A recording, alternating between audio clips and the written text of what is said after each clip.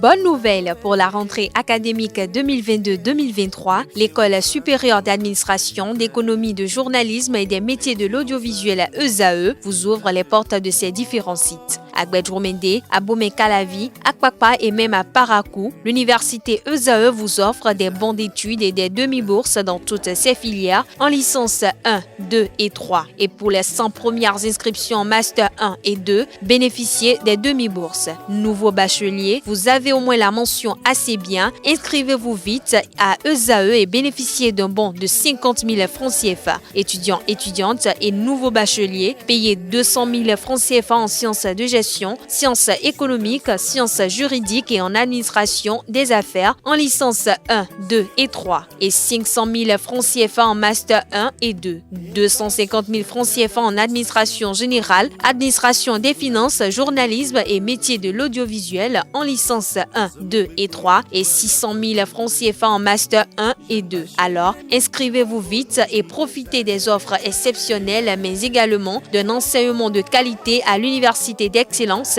ESAE. Infoline 90 93 65 21 ou le 98 98 14 00.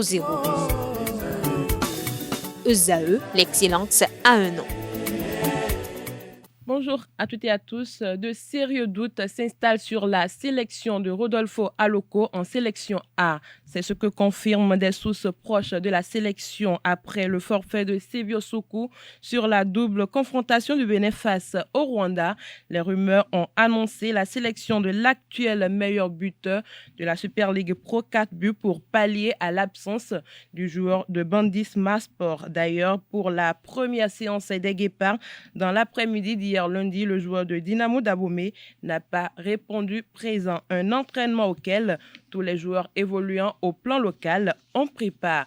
Autre information, Gernot Rohr a officiellement signé son contrat en tant que sélectionneur des Guépards du Bénin.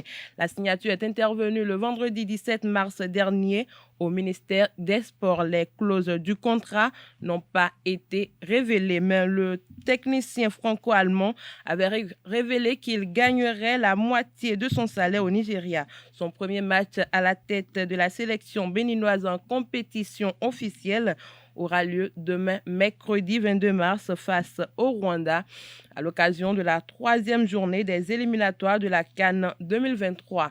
Les matchs se suivent et le scénario ressemble au même pour Coton Football Club et ses joueurs. Dans la douleur, Salim Bawa et ses coéquipiers se sont imposés 1-0 face à Ayema. Maïnim Ataba, d'une tête croisée à la 24e minute, a inscrit le seul but du match.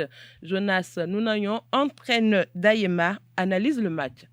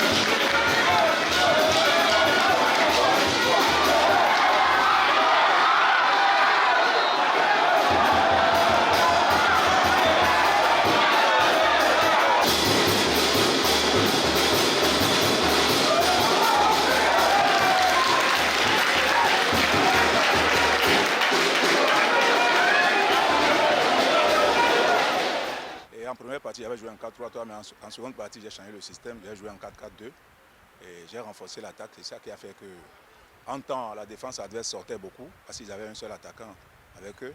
Mais quand c'est devenu deux, ils n'étaient plus capables de monter.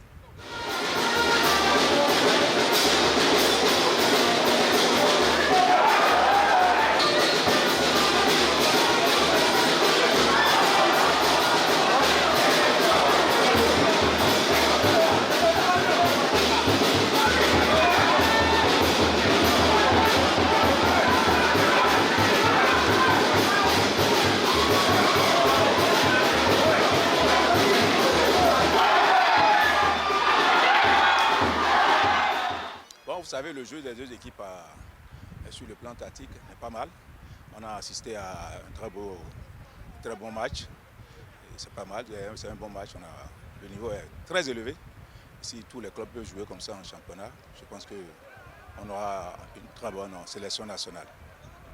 Dans le même registre, la jeunesse athlétique de Kétou, Jacques, a reçu l'AS Cotonou pour le compte de la 7e journée de la Super League Pro au stade Omnisport de Kétou. À l'arrivée, les locaux se sont imposés sur le score de 2-1. Un reportage à Neldo.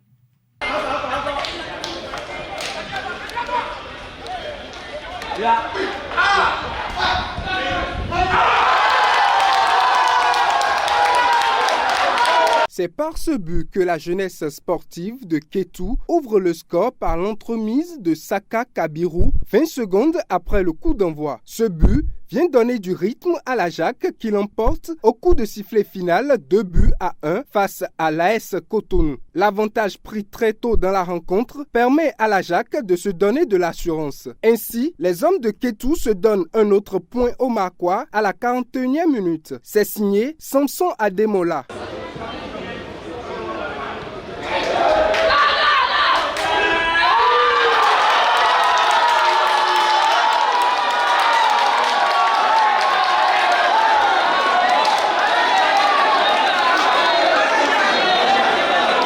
De retour des vestiaires, les Cotonois montrent leurs ambitions, celle de revenir au score. Ça marche une première fois à la 80e minute sur un pénalty transformé par Moubarak Gounou.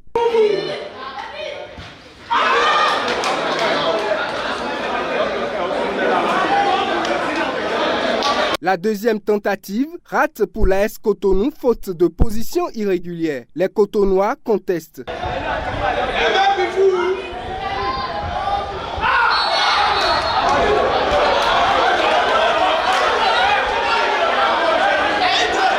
L'AS Cotonou finit par s'incliner sur le score de 1-2. La Jacques grimpe à la 5e position du classement avec 11 points. L'AS Cotonou est 13e.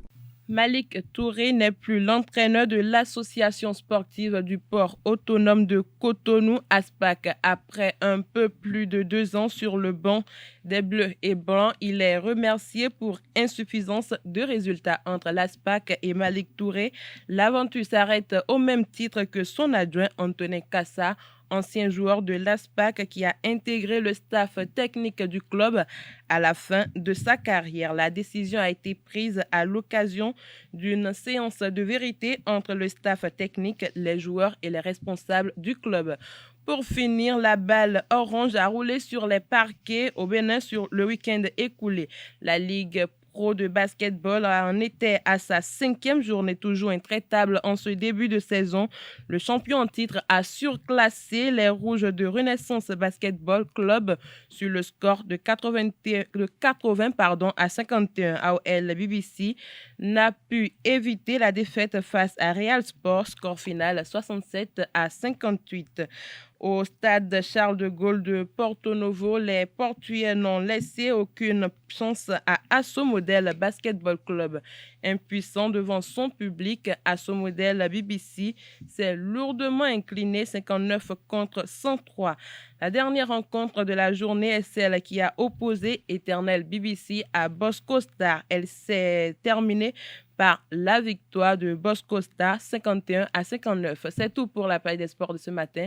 Merci de nous avoir suivis.